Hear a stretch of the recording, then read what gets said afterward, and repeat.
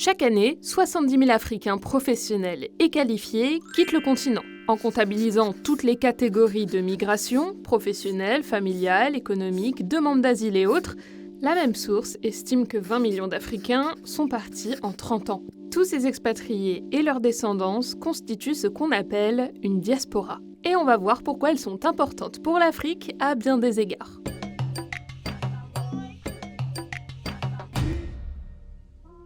Pour comprendre un mot, c'est souvent intéressant d'en avoir l'étymologie. Diaspora vient du mot grec pour dire « semer ». On a déjà une idée de se répandre dans l'espace. Selon l'Organisation internationale pour les migrations, la dispersion ne suffit pas pour faire une diaspora.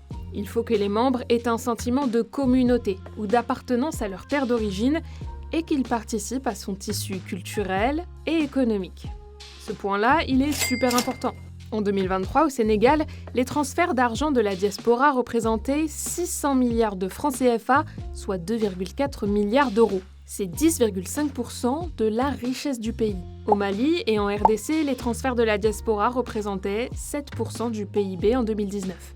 Les diasporas africaines sont étroitement liées au développement de l'Afrique, par ces transferts de fonds donc, mais aussi par la diffusion de leur culture sur tous les continents. Détail intéressant, certains pays acceptent même d'officialiser administrativement leur diaspora en permettant aux étrangers d'obtenir leur nationalité sous réserve de prouver une ascendance africaine.